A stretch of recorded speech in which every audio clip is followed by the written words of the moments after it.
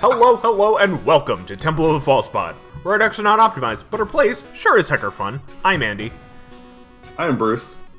And like I said, welcome to Season 10. This is episode 91. We're counting down to the big one. Triple Andy, digits. I have a question. Yeah. So if this is Season 10, are we going to do it as Season 10 or is it Season X? Ooh.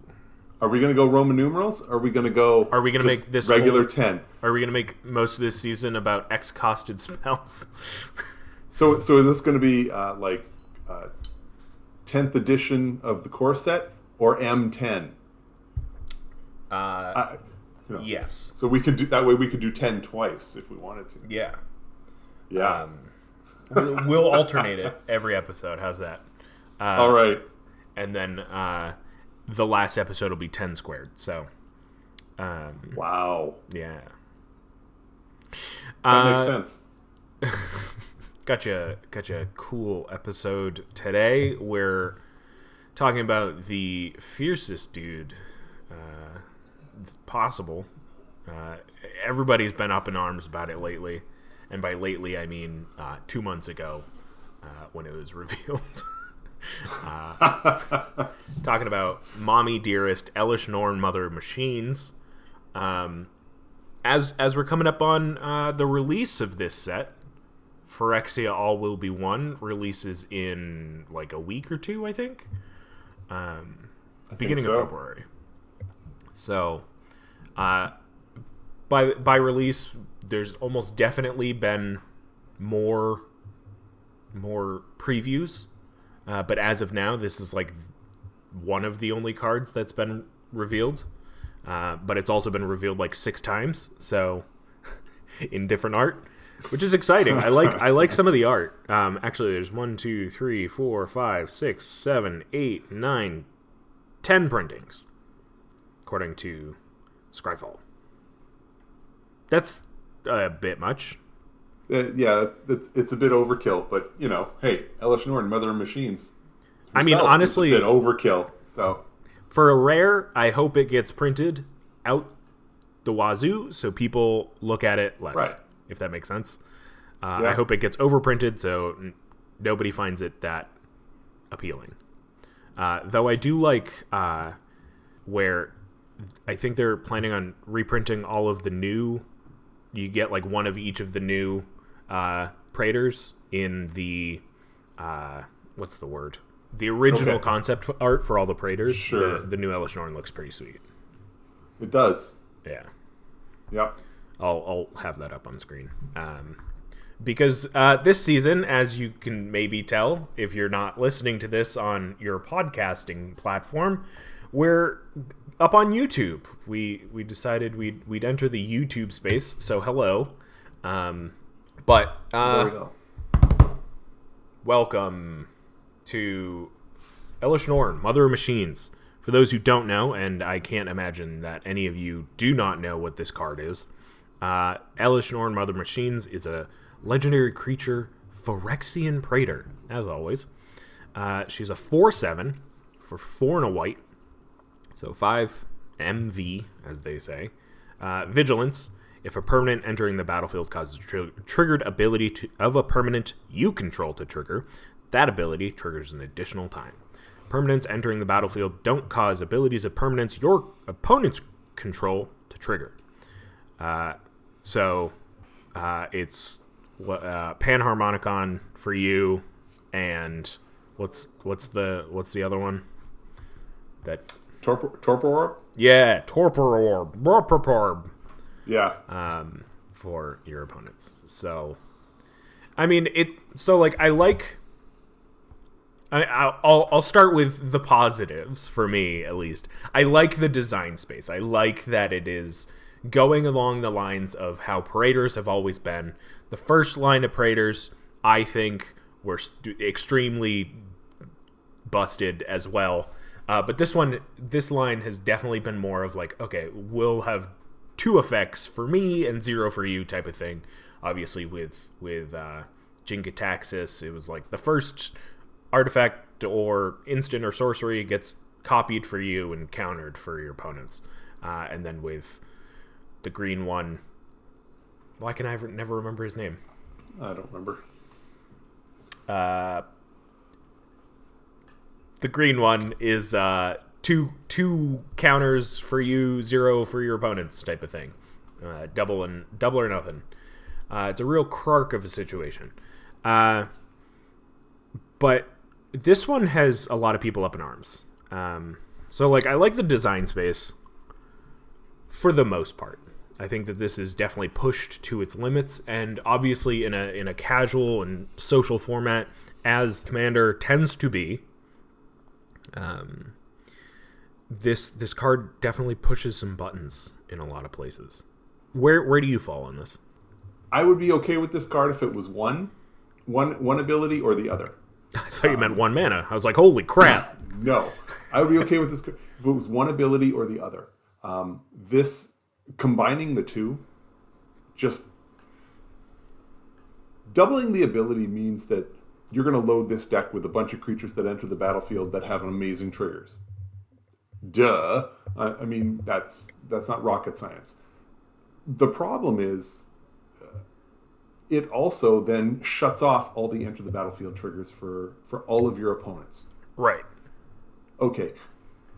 Way back when, let's go in the Wayback Machine, Wizards of the Coast started to realize that they were creating all of these creatures and other permanents, specifically creatures, that had abilities that sat on the battlefield and made the board state very complicated to figure out.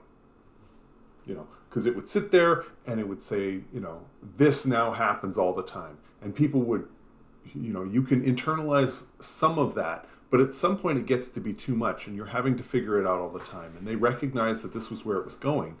So what they wanted to do was sort of simplify things. The way they decided to do this was to make most of your creatures, if they did something, make it an enter the battlefield trigger.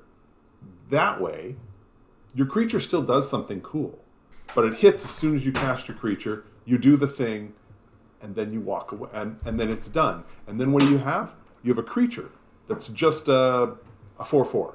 Mm-hmm. And you don't have to worry about what the text is, because it's irrelevant. It's already entered the battlefield, it's done all that.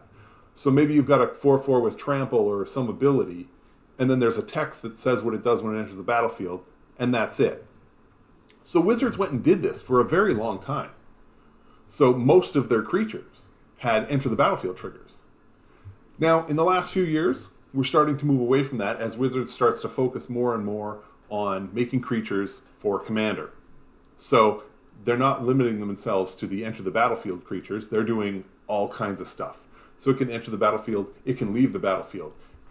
When it exiles, when it comes out of exile, when it does this, when it does that, when it's on the battlefield, it does X. So there are a lot of different ways for them to use this now. But it still means that there is a huge portion of creatures that have enter the battlefield triggers. And a lot of those are staples, cards that everybody is using all the time. Creature enters the battlefield and you get to draw a card. Creature enters the battlefield and you get to destroy a permanent. Creature enters the battlefield and you get a treasure, or you get mana, or these are basic cards, and everybody expects that their creature gets to enter the battlefield. There are plenty of times when it enters the battlefield and would just immediately die. But your creature does enter the battlefield. So you get this benefit. Elesh Norn just says, yeah, I want to take the 10% of the creatures that enter the battlefield and neuter them completely. That's a lot. It is. That's a lot. And that's only half of the card. That's only half of what the card does. So I think it's too much. I think it goes over the top. I'm not saying that it needs to be banned, because I think there are other creatures that also go over the top that aren't banned, and they're just fine. I keep looking at cards like Deadeye Navigator.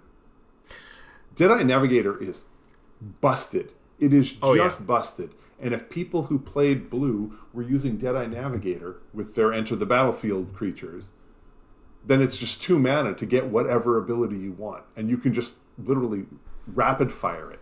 It stops you from getting damage. It stops so much, but it never gets used. I'm hoping Elesh Norn will land along those same lines.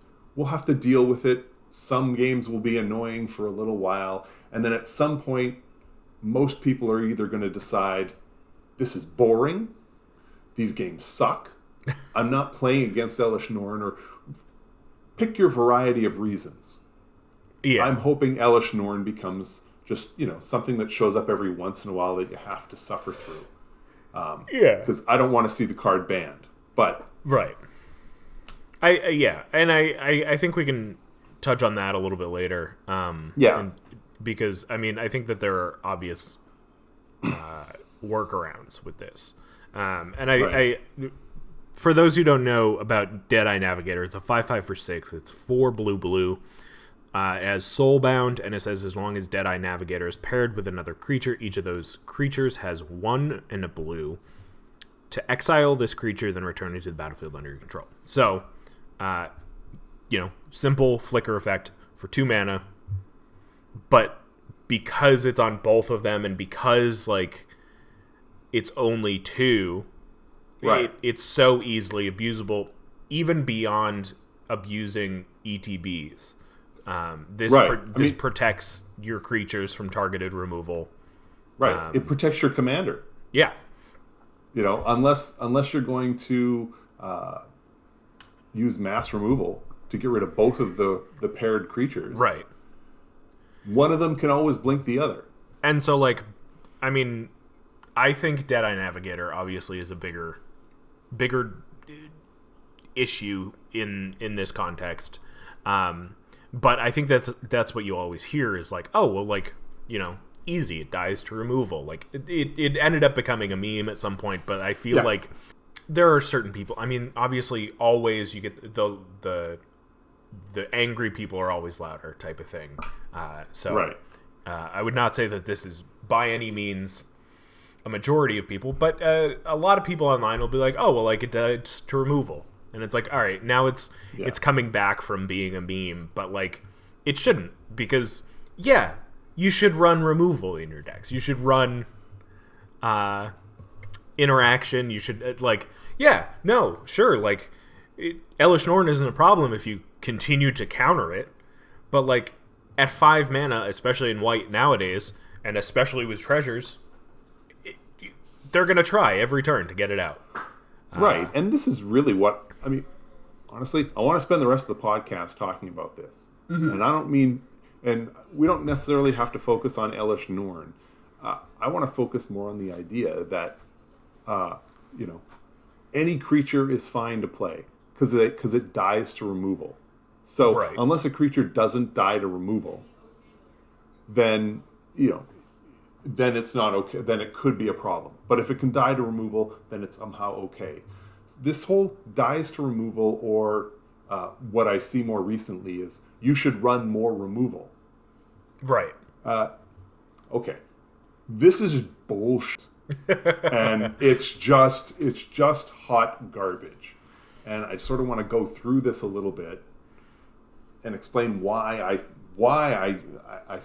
don't believe that just adding more removal is the solution to all of the ills relating to various overpowered creatures, and Elesh Norn specifically. So, yeah, I think that you and I may differ in a lot of these upcoming opinions, but I feel like, that's excellent. Yeah, I think that the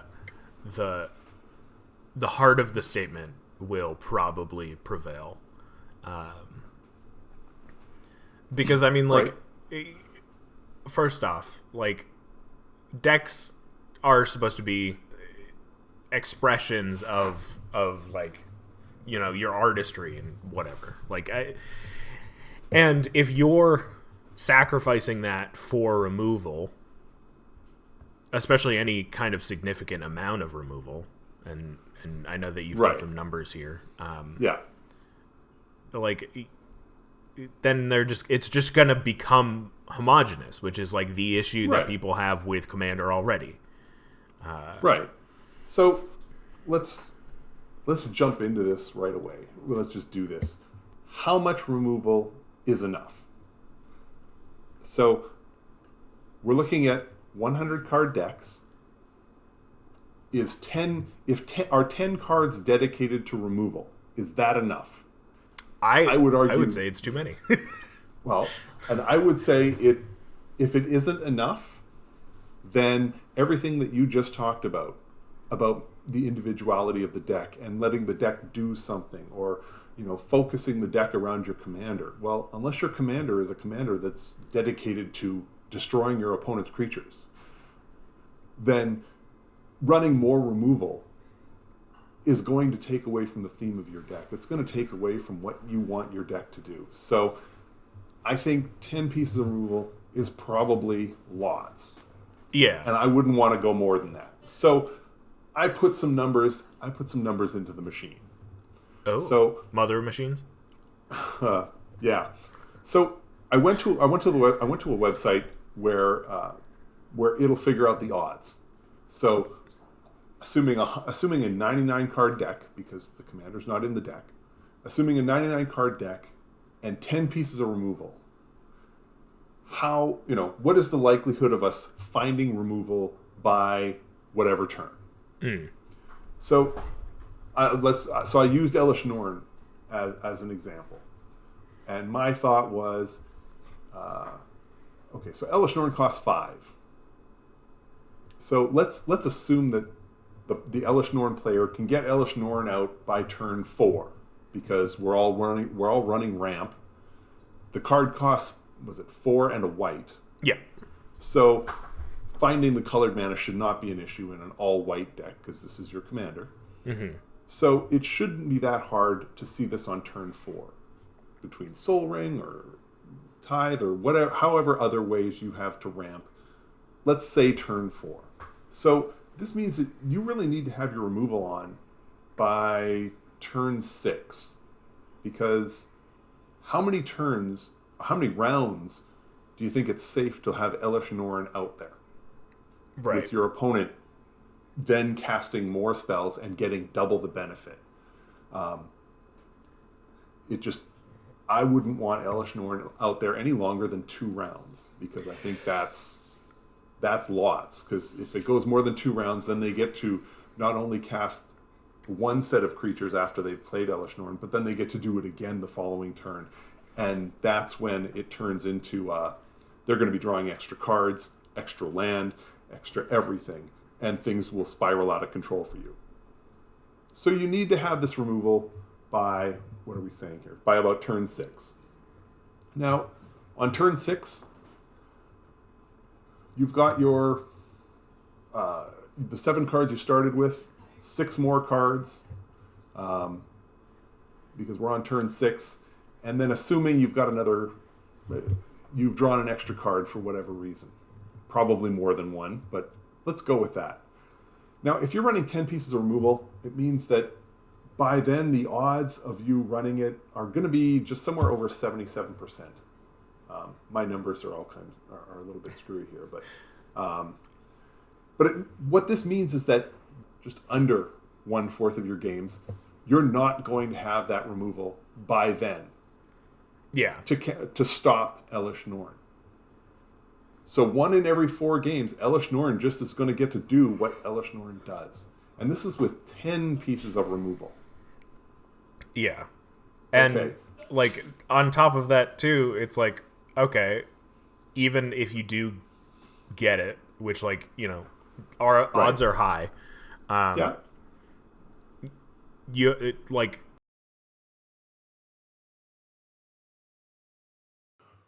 Right. There is a good chance that of your 10 pieces of removal, maybe 2 of them are creatures that enter the battlefield to destroy your creature. Well, they don't work against Elesh Norn. Maybe the Elesh Norn player has a card that gives Elesh Norn protection from a color, and that happens to be the color of the card you're using to try and destroy it or exile it or whatever you're doing.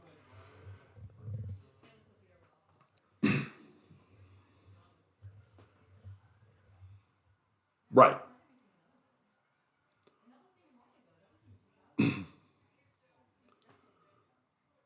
Right. Now, right. Now, let's just say that you're in one of those, say, 3 of 4 games where you have the removal. And let's say the removal, it works, and you get rid of Elesh Norn. Well, congratulations, because Elesh Norn is a really good commander. They're going to recast it. There's not a doubt they're going to recast it. And let's say it takes them a couple of turns. Let's say it takes them a couple of turns to recast it. It won't, because by then they're going to have the mana to recast it right away.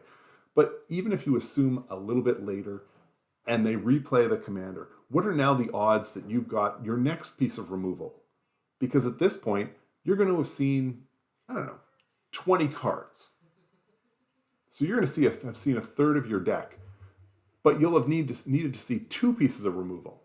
Well, now we're down to, according to the stats that I ran, you're down to a 64% chance of having that second piece of removal. Well, congratulations. So in 2/3 of your games, you're going to be able to deal with Elesh Norn. Assuming, of course, the Elesh Norn player has no way to protect Elesh Norn either time, and all of your removal actually is effective against Elesh Norn. This is, I don't know. Is 64% really the acceptable number? I mean, a third of your games are going to be destroyed by Elesh Norn.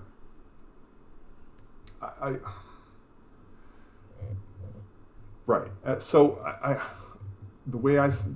I'm just not sure that that's enough. Yeah. I'm not sure that I would be happy with those numbers.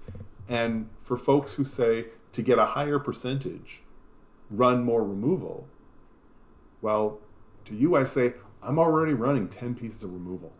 Yeah. Do you want me to be running 20? Right. Because, like you said, at some point, my deck has to be able to do something.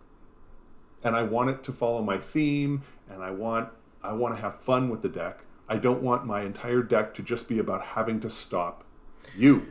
Yeah, you shouldn't have to use up 1/3 of your non-land cards for removal. Especially right. When, a percentage of those will be creatures or permanents. This shuts off your O-rings. This shuts off your meteor golems. And I think the issue, too, ends up then being like, well, okay, like, why don't you just run all spell removal? And it's like, well, because I'm not going to... Right, and my next game is not against Elesh Norn. My next game is against the commander that taxes all the sorceries and instants that I play by 2. Your Jingataxes. And like, oh, okay, that's helpful. Thanks so much. It doesn't work that way. That's the thing, too, is like, we didn't see this uproar with Jingataxius because people were playing ETB triggers and not necessarily on...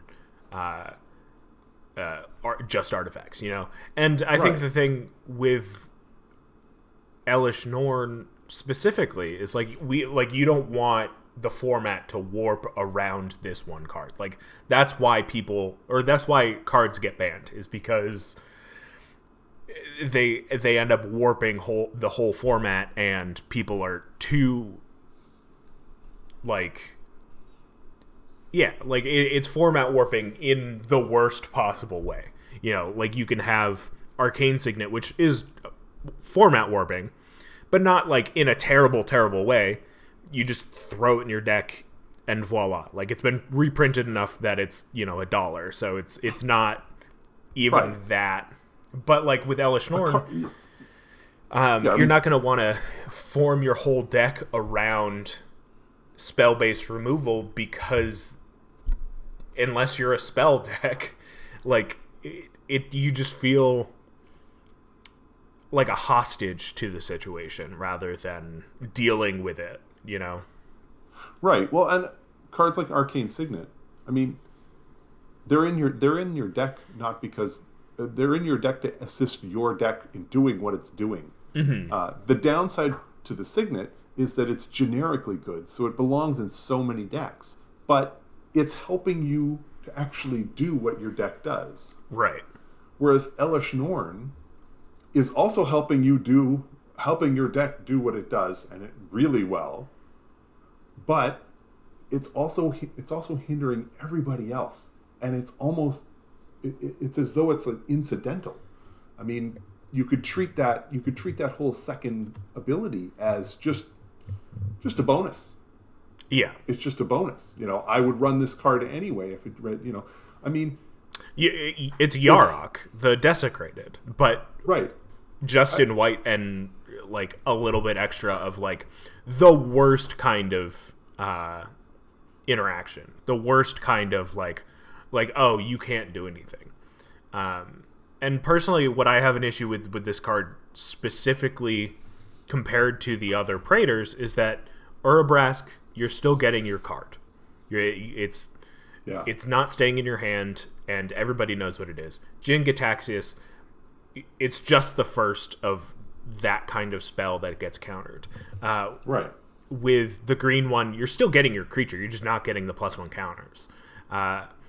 And with Shieldred, like, life is a resource, blah, blah, blah. It's easy to deal with. And so with Elesh Norn, it's just shutting it off. It's not like, oh, the first, one gets countered. There's no ETBs outside of this person's. Like it's not doing anything necessarily to further your own board state or your own, like it's literally just saying no, and that's all it's doing. I mean, it's the second part, obviously, not the first part. And yeah, like I feel like there was probably a better way for them to do that. It's disgusting. All of the Praetors are disgusting. All 10 of them. No, there's 11 because Atraxa is a Praetor.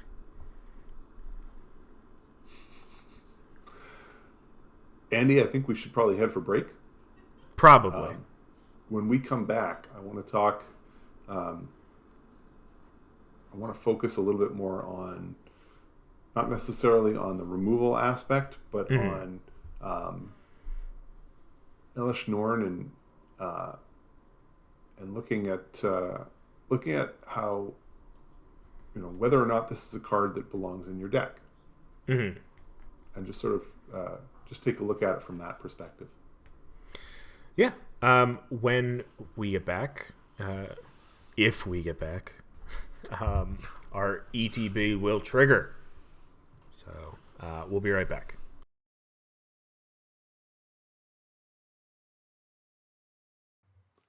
This episode of Temple of the False Pod is brought to you by none other than Elesh Norn, Mother of Machines. Because, what? You thought I was going to pick another card? This episode of Temple of the False Pod is brought to you by Doomblade, classic removal.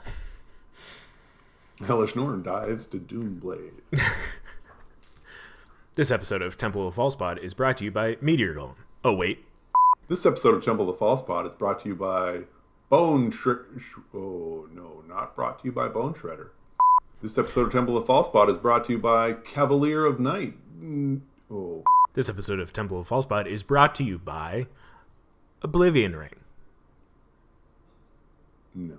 It's an enchantment that sits there and does nothing. This episode of Temple of the False Pod is brought to you by Dakmor Lancer, a 3/3 creature for 6 mana that, when it comes into play, doesn't do anything. This episode of Temple of False Pod is brought to you by Oblivion Ring, because it will happen twice. This episode of Temple of False Pod is brought to you by Deathbringer Regent, because it's a 5/6 flying creature, and when it enters the battlefield, if you cast it from your hand and there are 5 or more other creatures on the battlefield, nothing happens. This episode of Temple of False Pod is brought to you by Meteor Golem, because it will happen twice. This episode of Temple of the False Pod is brought to you by Dread Cacodemon, An 8/8 for 10. And when it enters the battlefield, if you cast it from your hand,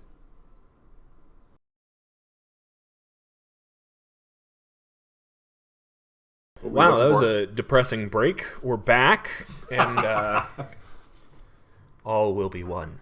Welcome back, episode 91. We're talking about the Mother Machines, Elesh Norn herself. She's a 4/7 with vigilance. She doubles your ETBs. She negates your opponent's ETBs. It's not very fun. But we're also just kind of talking about the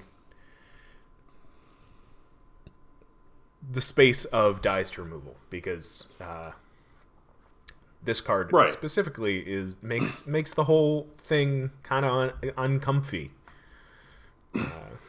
So another thing that people talk about with when the subject of banning the card comes up is how it warps the format. And to me, one of the ways that it can warp the format is showing me, what decks should Elesh Norn go in. I mean, let's set aside the fact that Elesh Norn can be your commander. What about decks that are just have white in the cost? Yeah. Should Elesh Norn be added into those decks? And my thought was, if you really want, if most white decks, I won't say every, but if most white decks would be better with Elesh Norn instead of whatever your 99th card was, then arguably Elesh Norn should be in the deck. So I'm curious, how many decks should Elesh Norn be in? So I am certainly not going to go through and look at every commander that has white to figure out and then, decide based on that whether or not Elesh Norn. But I did think that I could at least go through my own decks and take a look to just sort of get a general idea of whether or not I think it belongs in the deck. Yeah.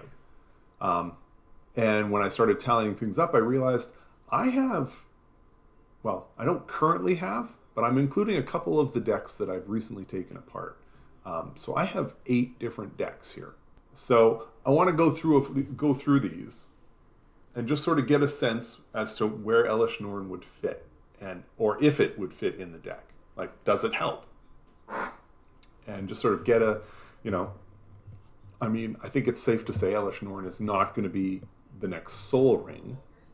It's not going to be in every single white deck. It's just not. Right. But how many won't it go in? So I was kind of curious. So I sort of did a quick tally. So one of the decks that I pulled apart is Fire Song and Sunspeaker. Okay. And I thought about Elesh Norn in that deck. Now, the difficulty is, when I think about that deck, I always cry a little bit. So it's a little hard to get past that. You just got to update it, man. There's been so much support lately for this deck. Right. So I look at it and I say, now, Fire Song and Sunspeaker, the focus is very much on the instants and the sorceries. Mm-hmm. It is far less on enter the battlefield triggers, because they tend to be on permanents. So how often was Elesh Norn going to help? And looking at the deck, there are enough creatures in the deck that have enter the battlefield triggers that Elesh Norn would probably help. I mean, it's not going to hurt, and in the long run, even with a lower number of enter the battlefield triggers, there are so many ways to stop this deck, and Elesh Norn shuts down a lot of those options. Yeah. So I think Elesh Norn should go in this deck. Yeah, I mean, it's a win more card. It's a 4/7 with vigilance for 5. Like, it's right. The vanilla test is astounding. But especially since it's a win more card, like, if you have any sort of critical mass of ETB effects, like, anything more than 5 or 6 should be enough to include or at least in this case. Right. So the next one that I've recently pulled apart is Krond. Okay. So we're talking white-green. And I looked at the list, and Krond is very much focused on the idea of auras attached to Krond to do stuff. Even the other creatures in the deck, there weren't a ton of them that had enter the battlefield triggers, and even where they did, they were enter the battlefield triggers that said things along the line of, return an enchantment from your graveyard to your hand. So you could return 2. So I think the benefits were there. They weren't huge. I think for the Krond deck, if Elesh Norn was there, it'd be fine, but I don't think it's needed. Yeah. If Elesh Norn is a $10 card, then I'm probably not going to spend the $10 to fit it into Krond. Yeah. So, I sort of classified that one as a maybe. The other one, the next one I looked at was Tajik. Okay. And for those of you who are wondering, this is old Tajik.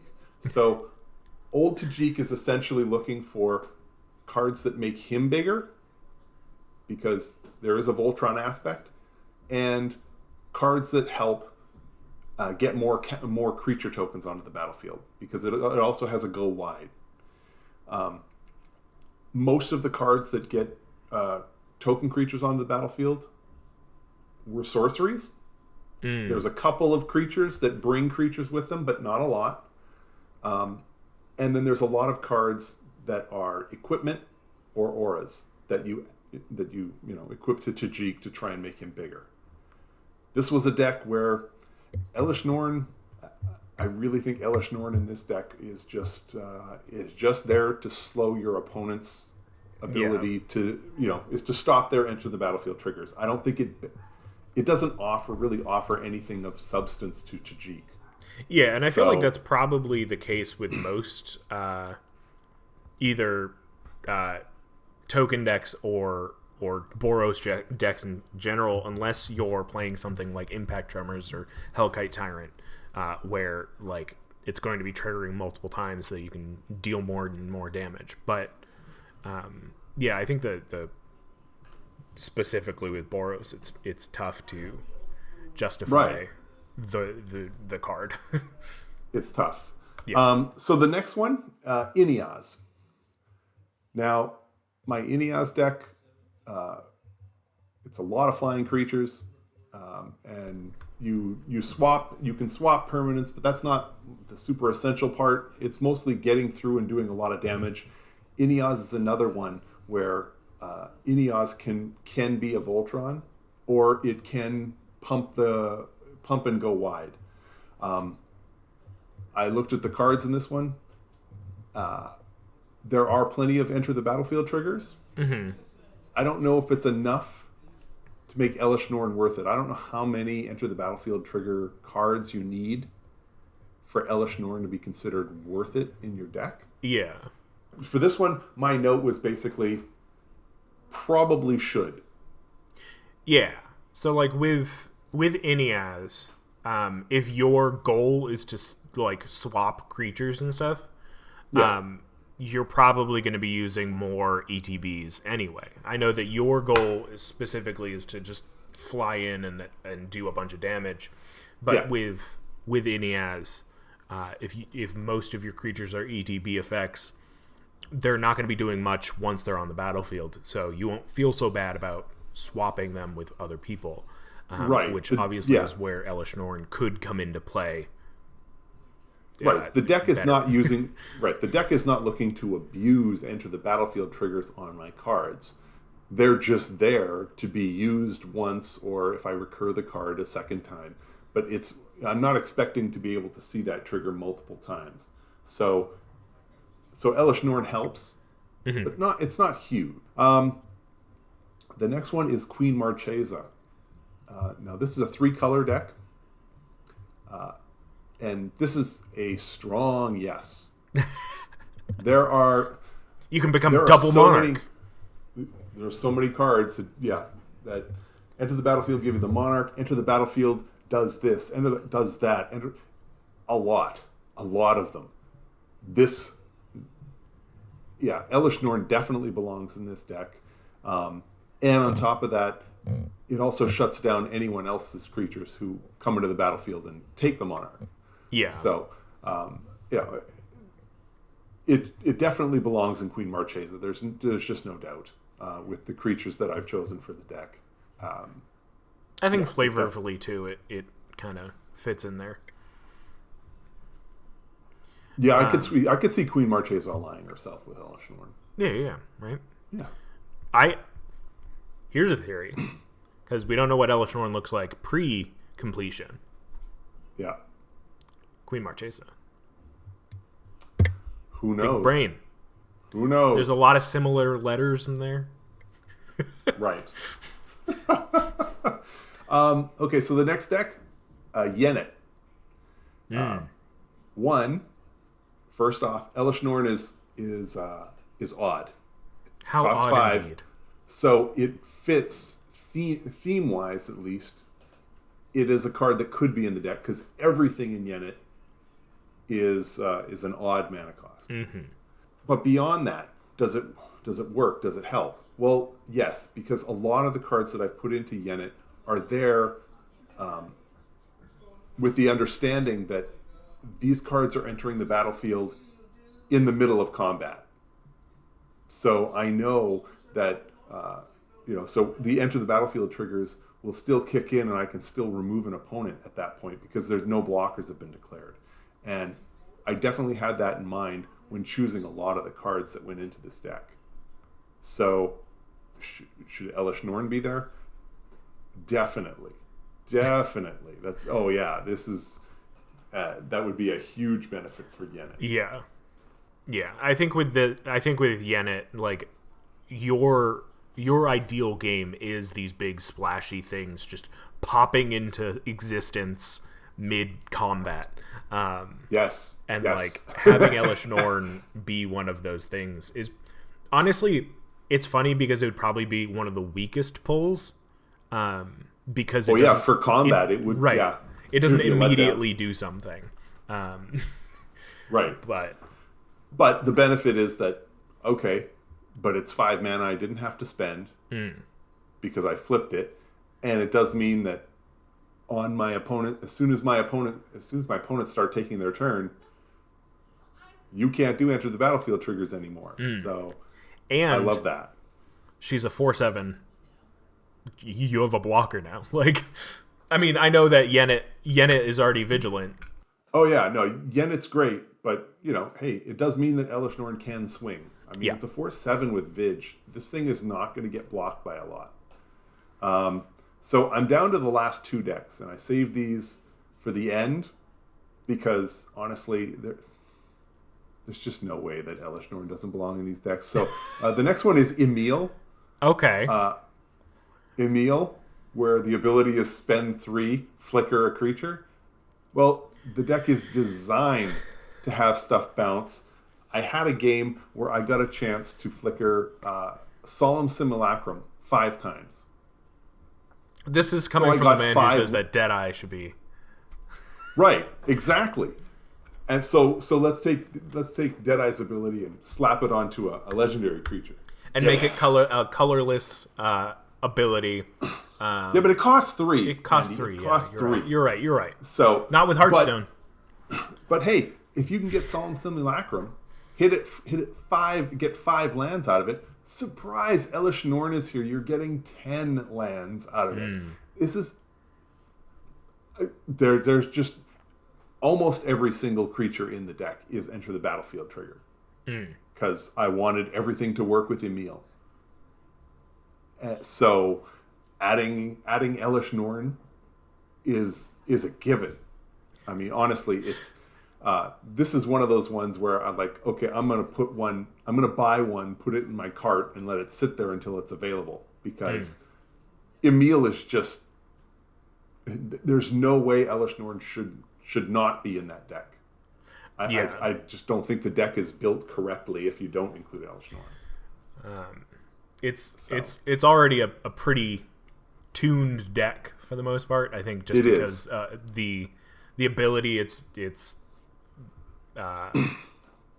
built behind is very like very good. Yeah, it is. It is already super resilient. And I think the thing that makes a meal better, or not better, but like feels better than Deadeye is that I believe Emil can't flicker himself or themselves. I don't think so.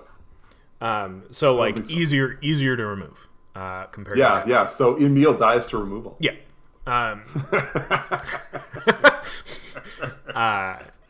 It is an easier thing to take care of than you know what's great against an Emil deck? Elesh Norn. Elesh Norn. Yeah. Yeah. But yeah. Because then all Emil does is it takes my creatures out of the game. And then brings them back. So it can still dodge removal, but it doesn't actually do anything when they return to the battlefield. Right, exactly. Yeah. No. Elesh Norn would be very nasty in this deck. Yeah. Very nasty. The last one that I have is Brina.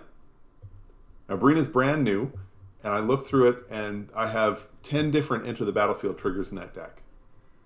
Huh. I gotta think that if I've got 10 enter the battlefield triggers, that Elesh Norn should be in the deck. And then add into that what Elesh Norn does to your opponents. It gives Brina a little, and it would give Brina more time. Yeah, with Brina specifically, it's very much like a pillow 40. Like, I mean, we had a whole episode about it last season. Go check that out. With 2 episodes, that's one. Yeah. That's 20% of our season. That's more than I'm willing to commit removal to my deck for Elesh Norn. Right, we won't be talking about removal again this season. No, because this is already 10%. It's 10 out of 100. Yeah, so we're done. We're done talking about removal for the rest of this season. But yeah, I mean, even like, are those 10 ETBs worth doubling? I think I'm hard pressed to say that when is an enter the battlefield trigger not worth doubling. I'm always going to be looking to add. Well, I mean, if I can, a little bit of value is always great. Yeah. So, like, I mean, even like you said, like Solemn Simulacrum gets you an extra land. Even I don't know. I wish I had another card ready, but I mean, even you came to me with this idea earlier today, and I decided to look through my decks and realized I'm taking them apart. So I tried to think of the ones that I had in white. I've got the Kit Kanto Precon, which, I mean, it could probably go in there fine. But then I was thinking about my Tesa deck that I took apart months ago. And honestly, like, I don't know if it would belong in that deck. I think I would need to have that deck be more revolved around the life gaining of entering the battlefield, but that's all it would do is double life gain. And the deck does fine. It does superbly without doubling any ETBs. Granted, that deck is based around leaving the battlefield and death triggers. And I'm trying to think of anything else I have in white. My Bruce Tarl deck, I don't know if it would necessarily, like, again, it's like your Meteor Golems, your O-Rings get doubled, your I was going to say Revelark, but that's leave the battlefield.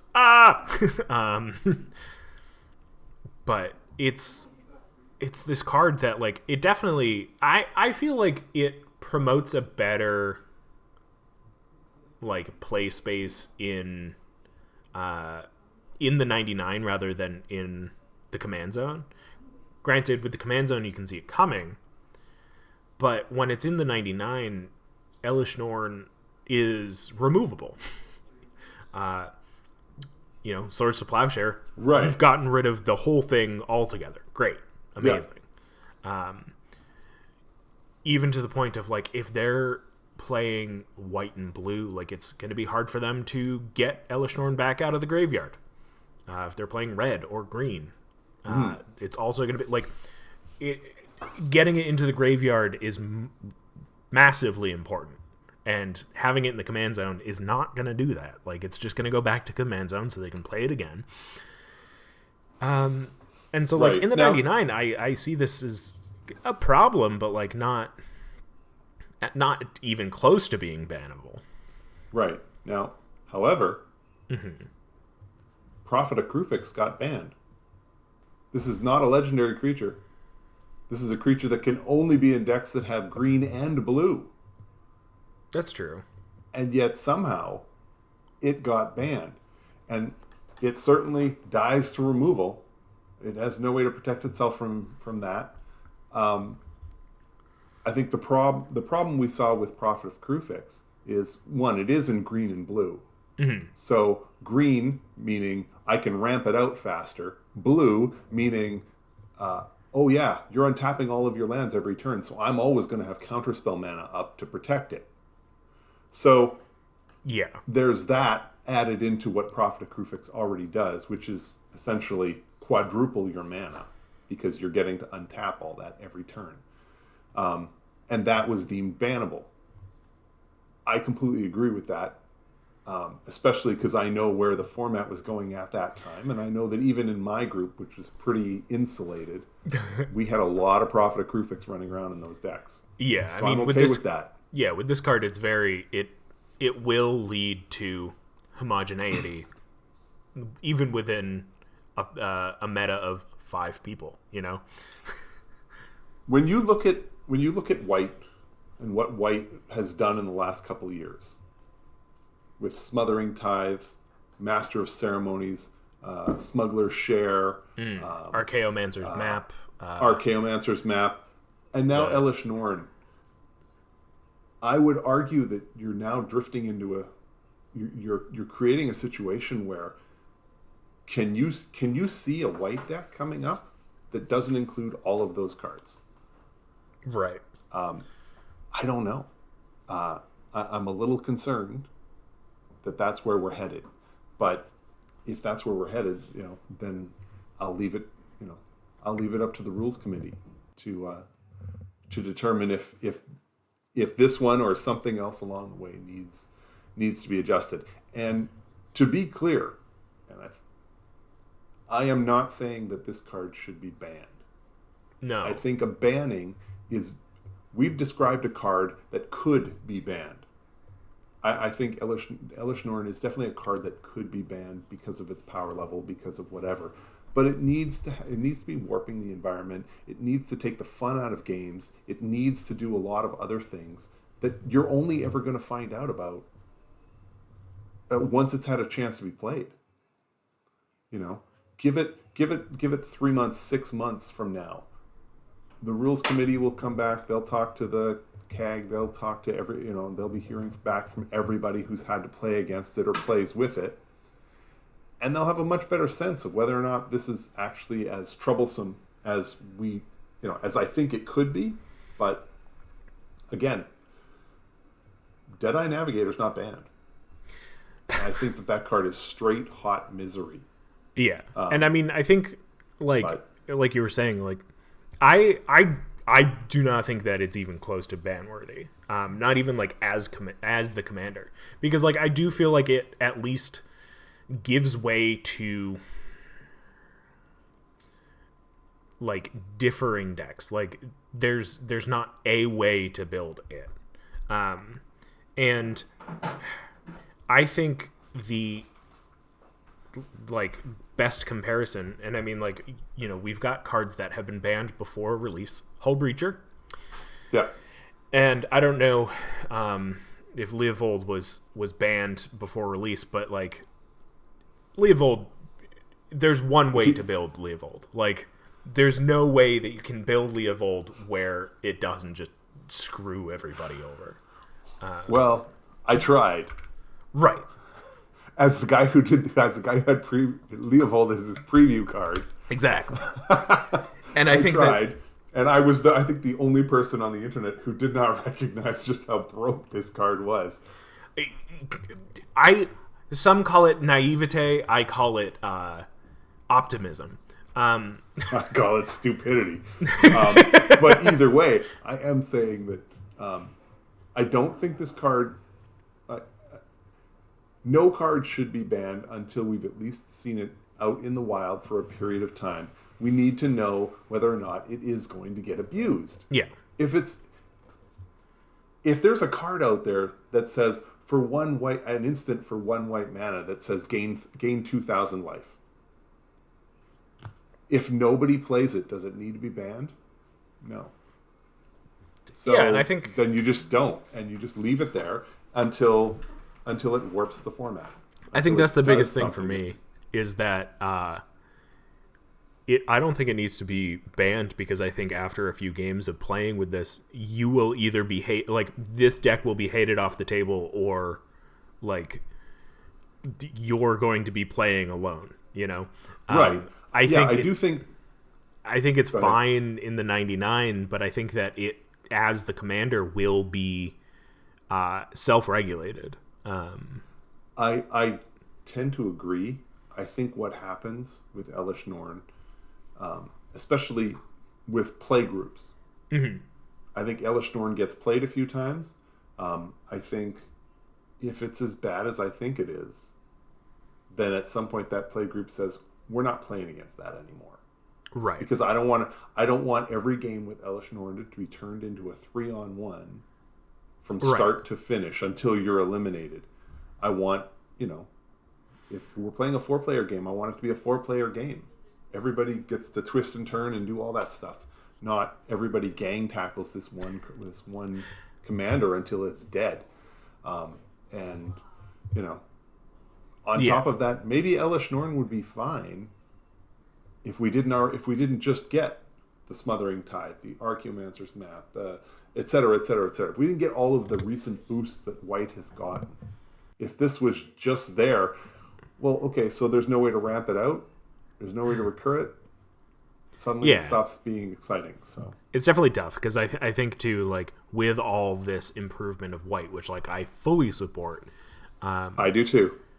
We're obviously seeing a drift from other colors. I mean, obviously not green or blue, but like, black. Like, I think black is probably going to be the next one up for improvement.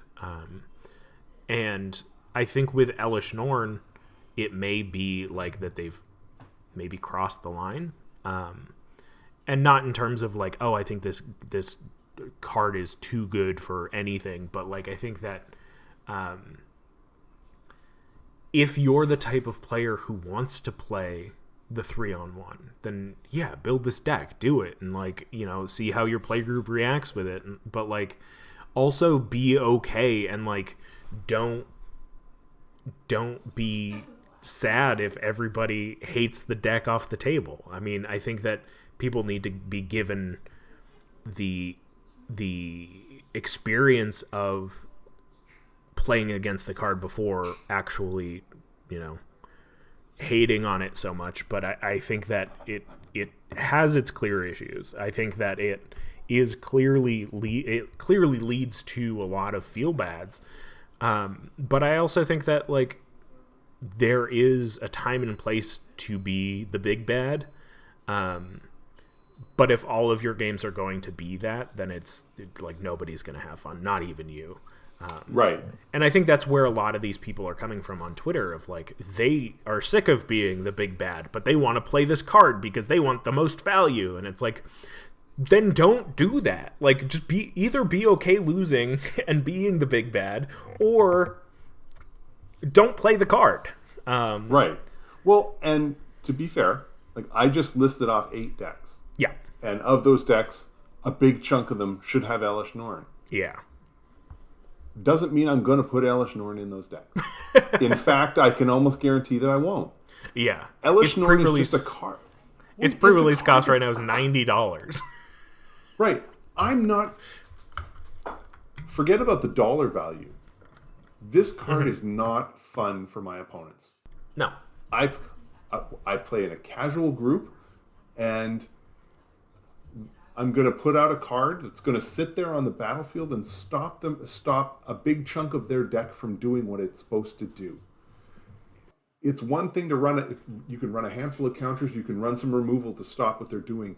But when you start dropping cards onto the battlefield that just literally shut big chunks of my opponent's decks down, that's not fun.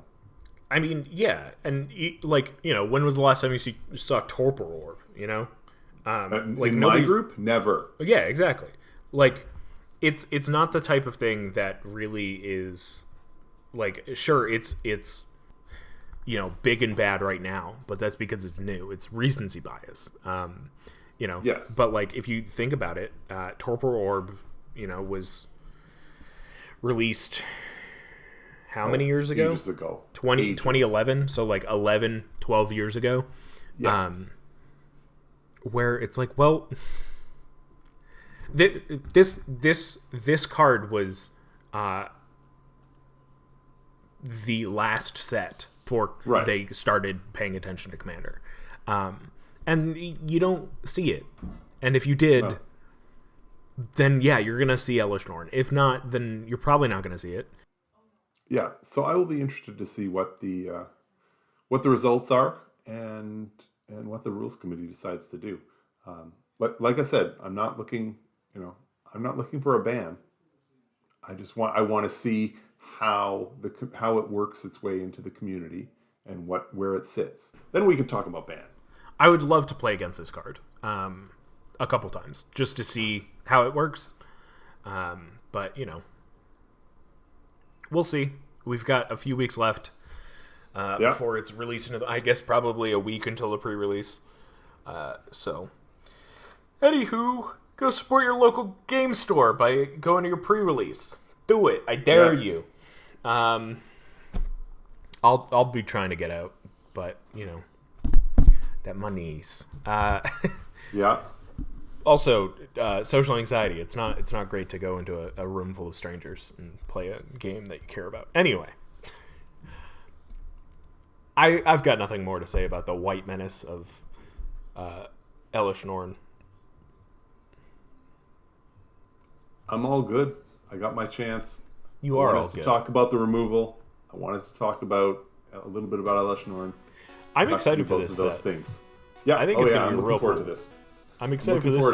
I'm excited for the next one, and I'm excited for the next episode, episode 92, on the season big season X, Temple of False Pod. That's us.